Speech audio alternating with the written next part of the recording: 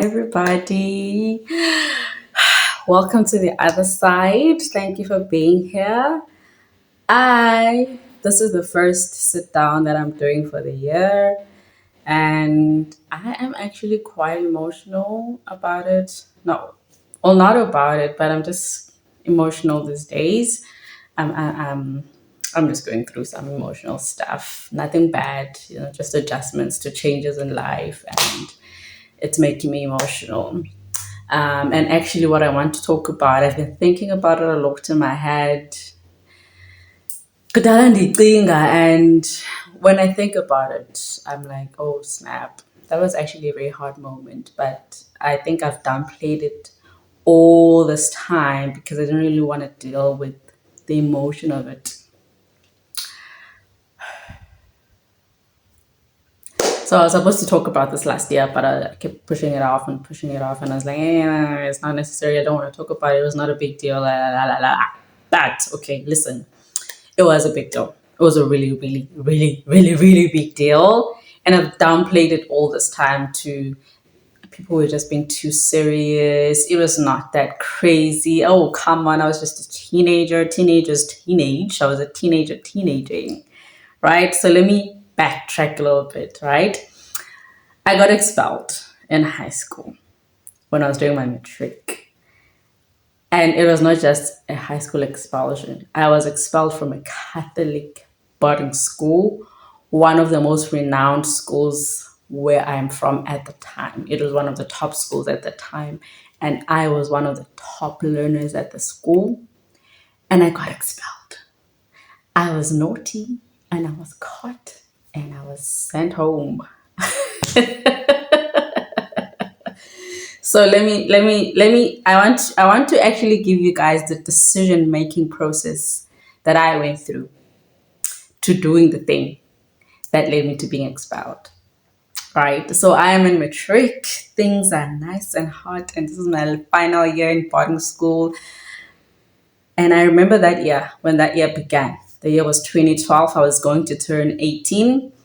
And I remember that year I made a resolution at the beginning of that year that this year I'm going to make my own decisions. I remember telling myself that 18 is 18. Yeah, I'm old now. I'm an adult. I can make my own decisions. That was my thought process. I'm 18. I'm an adult. I can make my own decisions, right? And that was one of the pillars that led me to doing the thing that led me to being expelled. Was I was like, I can make my own decisions, right? And typically, as a teenager, it's decisions that your parents would not want you to make, right? So I had a boyfriend in high school. Like I mentioned, it was a boarding school. So there was a girls' hostel and a boys' hostel, right? There was what separated the hostels was the kitchen where our food was prepared. So there was the girls' hostel, there was the kitchen, it was an entire building, and then behind the kitchen was the boys' hostel. And so us and the boys only interacted during school hours because we all went to school in the same area and a little bit before going back inside our respective hostels for study and lights out. So we'd go to school in the morning, have lunch, school's out. After dinner, we would go outside. Would be allowed to go outside for about 30 minutes to an hour. I don't remember pretty well. So around between 5 and 6, I think it was 5 p.m. to 6 p.m. We would be outside for that hour just chilling. So we could sneak around with the boys, find places and you steal a kiss with your boyfriend, all of those things, all of that nonsense was going on.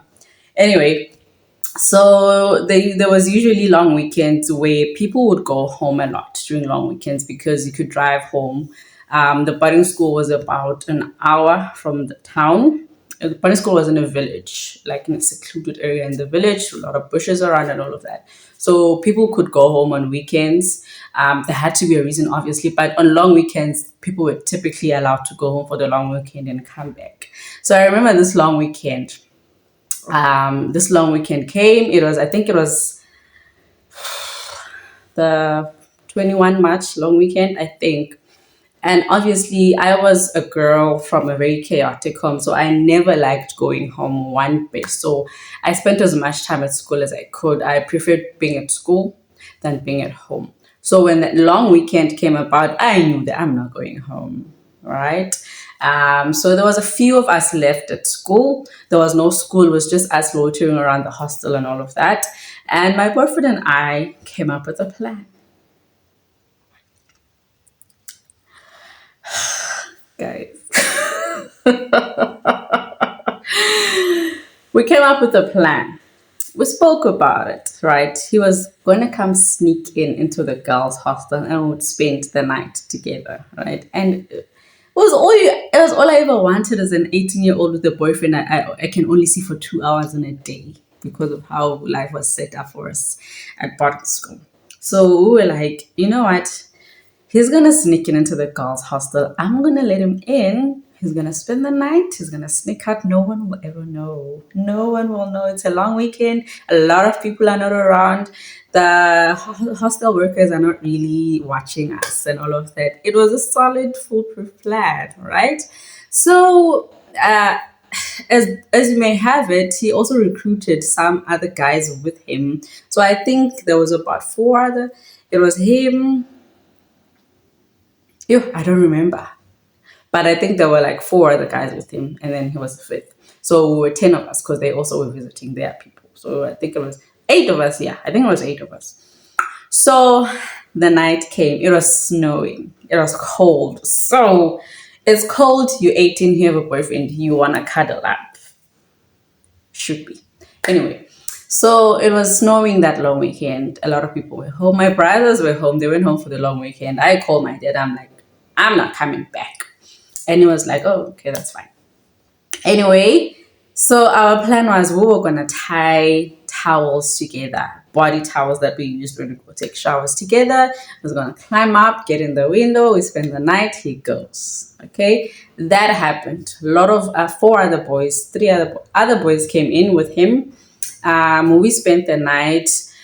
We did not have sex. I was 18. I was not at all thinking about sex, which was something that everybody did not believe. Everyone thought I was pregnant. Everyone thought I was no longer a virgin. Ugh, I hate that mindset. But anyway, we did not have sex. We just cuddled up, spent the night. We talked everything. They left in the morning.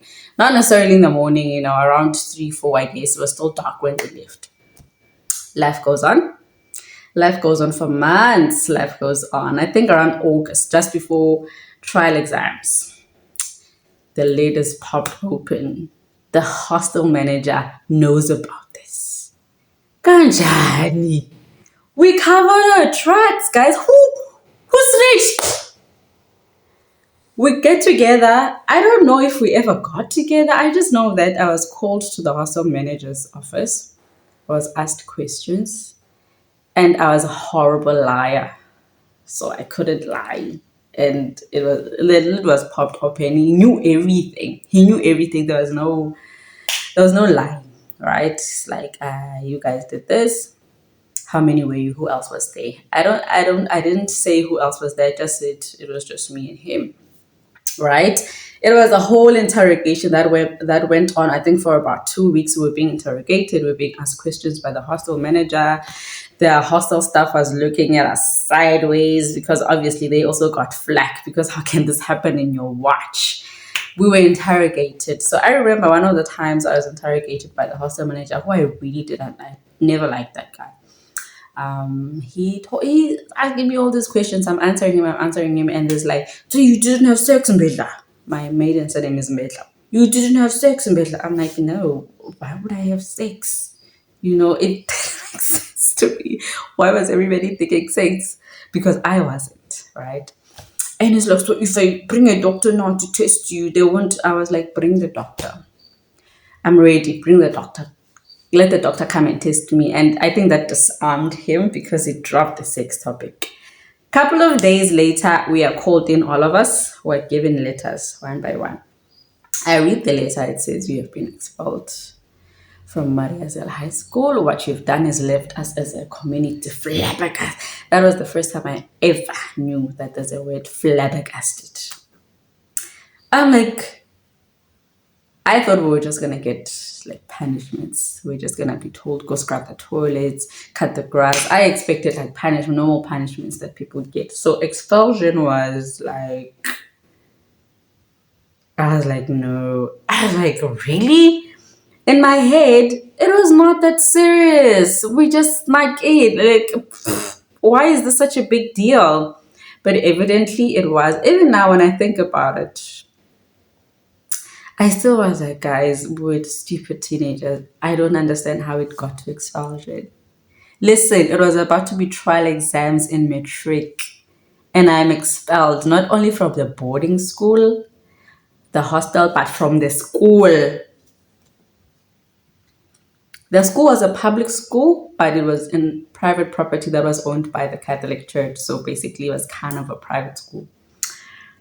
So we're all there receiving their letters, and everyone else around me is breaking down crying. So I just cry too, because in my head I'm like, this is ridiculous. This is absolutely ridiculous, right? So now it dawns on me that okay, I'm not allowed to be here. I can't be here. There's no, if if I was suspended, I could make a way so that my parents never find out. So now I'm thinking, I'm gonna have to tell them. I'm gonna have to tell my parents. This is where my life ends. I'm gonna repeat my trick. I'm not gonna matriculate this year. This is it. It's over. That was my thought process, right? And the thing that's making me emotional is that the decision processing, the thought process. When I remember when I said that at the beginning of the year, it's one of the reasons why I did that, because I was like, I can make my own decisions, because I knew it was wrong, but it was like it was not out of the realm of possibility for me anymore, because I mean I'm an adult now. I can make my own decisions. So I go on and call my dad, and I was like, listen, I'm coming home. And he's like, why? Why are you coming home? It's not school holidays. And I'm like, well, there was an incident with a boy. And then my dad is like, I knew it. I knew this is why you didn't come home. I knew something was naughty about you not coming home during the long weekend. Don't come back to my house. And then he hangs up. And I'm like, okay. Okay. I didn't know what to do at that point. But I had to leave. I had to leave the school. I went back up, packed my things. People were giving me hugs, telling me how much they love me, how much they're gonna miss me. It was sad. But in my head, I was still like, this is ridiculous. I cannot be packing my bags right now and leaving school just because someone snuck into the hostel. You know what? You guys should have had a better locking system. Why is this so? Anyway, I packed my bags that night. And the next morning, obviously, I have to go. I don't remember if I called my mom or my dad called my mom. But so I packed my things. I was outside waiting for transport. We had to like charter transport, because it's not transport from the hostel. It's not like you sort of like have to arrange for it. So we did arrange. So I remember I was out there outside the girls' hostel waiting for the transport with my bags in my trunk. And the principal of the school walks by, because at this point I'm waiting for the transport. Everybody else is going to school. It's school time. Their life is going on. Nobody cares about me. I mean, I've been expelled. I did not a naughty thing. I've been caught. Bye bye, Ziada. So I'm there. I'm watching my friends go to school. I'm watching everybody in their uniform going to school, and the principal comes and he stands right in front of me and he starts talking about how dare you do such a thing? You have degraded the school. Nah, nah, nah, nah, nah, nah, nah. And I was like, this is ridiculous. This is crazy. And one of the teachers who I loved, the teachers who also, I think she also liked me because I was like a good student. She made a 360 on me. She turned on me and she started telling people, ew, she's a bad influence. Zianda's a bad influence. Don't be friends with her. All of that, right? So anyway, I got transport. I didn't get transport, so we had to walk. Me and the expelled people, we had to walk and go find transport while walking. And while we're walking, I see my mom's car. My mom's car she's going to the school.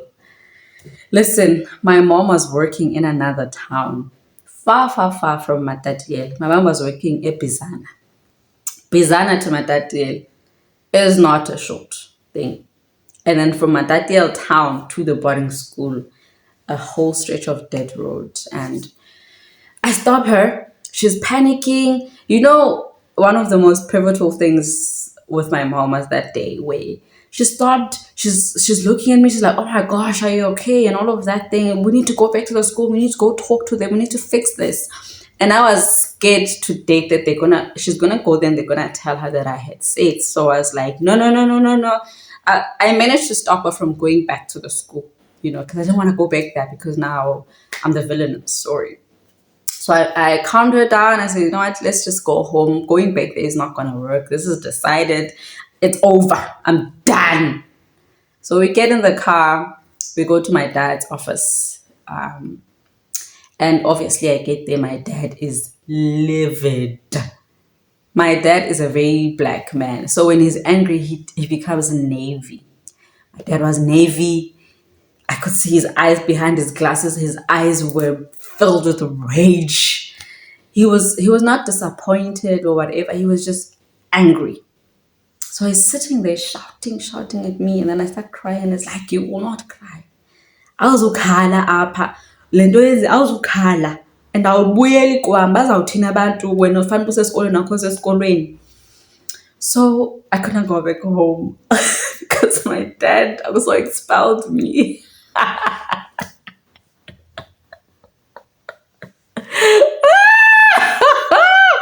My dad also said, "You're not going back to my house. No child of mine is expelled from school." So now, what am I gonna do? And now in my head, I'm thinking, where am I gonna stay? How am I gonna finish matric? So my mom is a teacher. So she knows someone who's high up in the Department of Education. So we leave Ematatiela with my mom. Sihamba siye eBizana. I go back with my mom to where she works because I'm not allowed at my home. My dad is like, I kwam, girl. So my mom and I drive. We go back to EBizana. And obviously she has to go back to work. The next day she goes to work. She leaves me at home. And she comes back and she's like, yo, khange uphume uyodlala phandle. I'm like, ndiyodlala, mama. So she's like worried about it. She's like, suhlala endlini uzawuba ne-depression. My mom was worried and she never shouted at me. She never asked me what happened. Why did you do this? She was just like worried that, oh my gosh, let's just get you to write your matric. Let's just find a school. That was my mom's thought process, okay? Okay, fine. So my mom manages to arrange a meeting with a guy from the Department of Education. So this guy told us that what my mom was asking him, what are our options in the situation? She's in matric, it's about to be trial exams, what's going on? So the guy tells him, look, if she doesn't write the trials and the final exams, she's gonna fail. She's gonna have to repeat her matric and all of that. And at this point, I'm thinking, which school do I want to go to? Oh my gosh, I come from one of the most prestigious boarding schools. If I go to a day school now, I want to be the scandal of the town. But the nice thing is that when all of this came out in town back in Matatiele, I was at Bizana no Mama. So I didn't really see apparently the town went crazy. There was a buzz in town about, oh my gosh, did you hear what happened in Maria said? The Catholic perfect boarding school, this is what happened. It shocked everybody. Everybody was shocked. The teachers, the staff, the department, the town, the parents. So anyway, my mom and I go back to our house and my dad calls. My dad calls and asks me why. So when we were being interrogated and all of that, this thing was being investigated, our parents were never told. So my dad was like, there's no way that they didn't follow due process as a school. So my dad got a lawyer. And he was suing the school now because they expelled children without allowing the parents to be involved in the investigation and all of that. Apparently they were supposed to. Yeah. My dad got a lawyer. I was asked about what are the school rules. I explained as much as I can. We got the school prospectus. The lawyer read everything, and the lawyer was like, "Oh yeah, we have a case. We can sue the school." So After the meeting with the lawyer, now there was a meeting set with there was I don't know what happened at the school. I just know that we all went back to school. Me and my naughty friends, we all went back to school one day for the final decision of what's going to happen. So we're all talking to each other. Hey, what happened when you got home? What happened when you got home?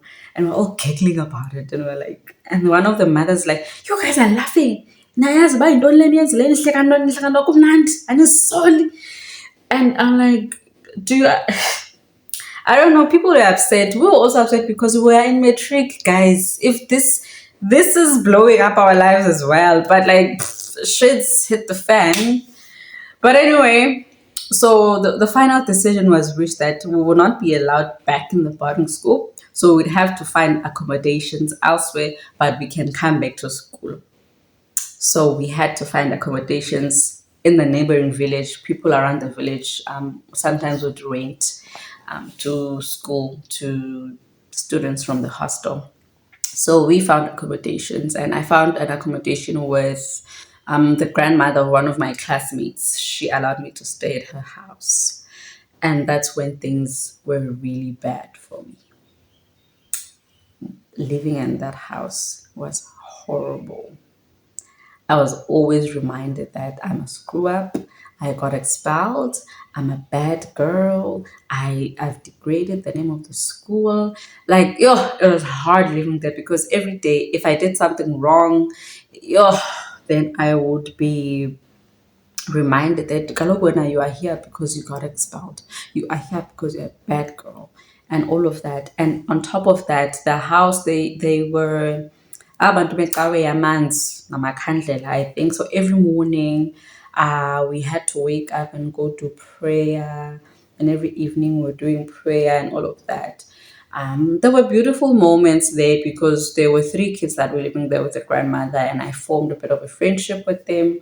But it was hard. I remember my mom came to see me while she brought food and rent money and all of that. And I remember telling her that it's hard here. These people are making my life a living hell. The way they talk to me, the things they say to me.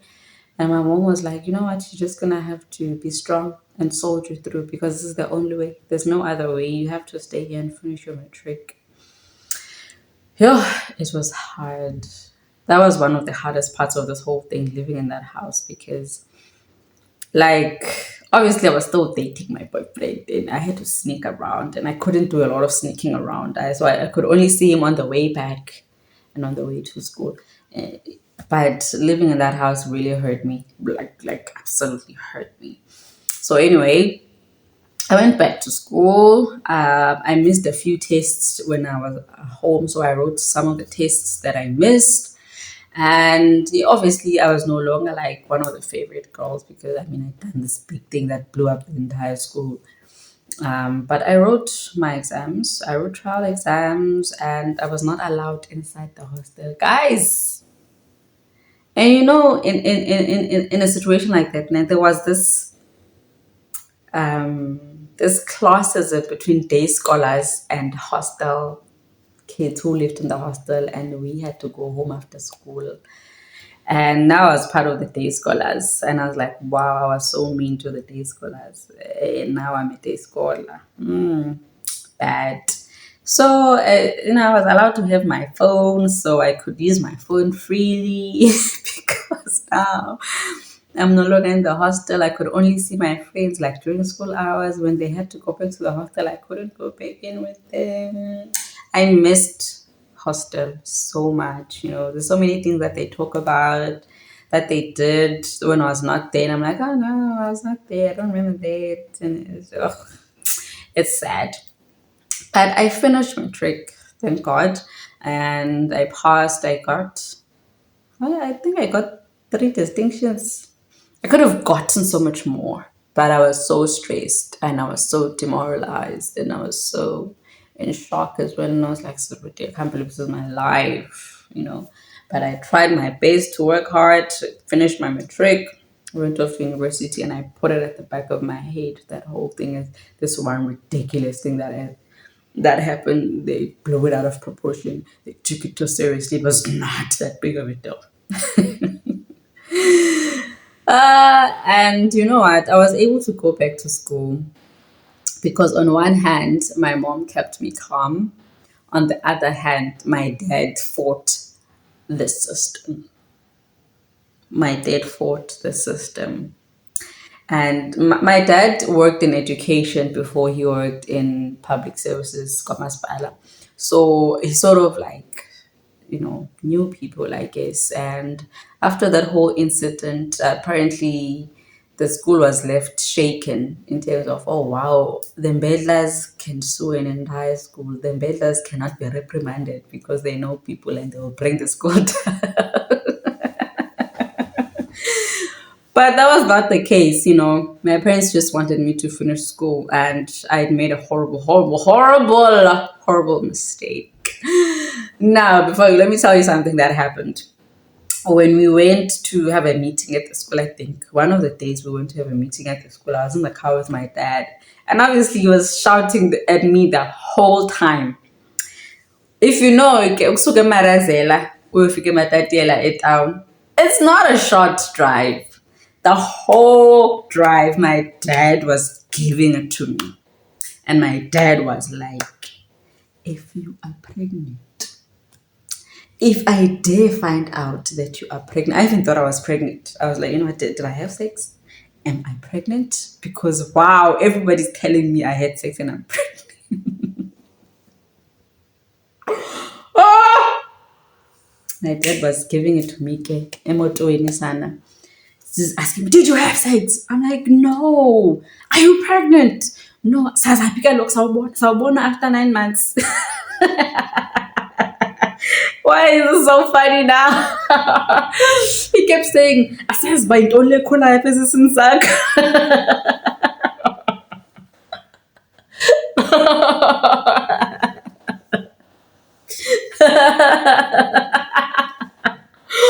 Yeah, guys.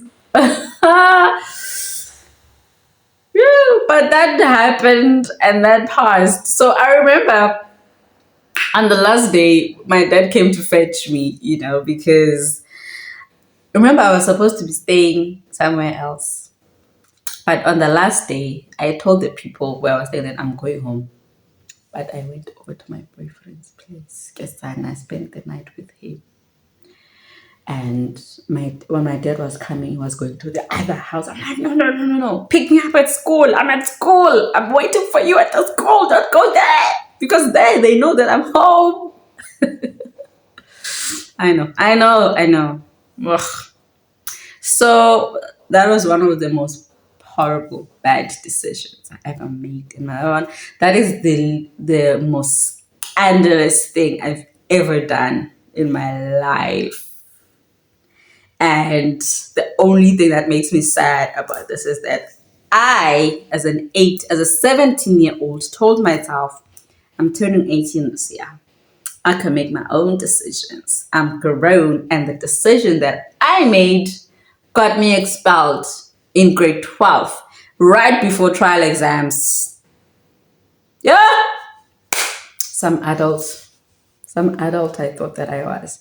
But anyway, this is it. This is it. Thank you for being here.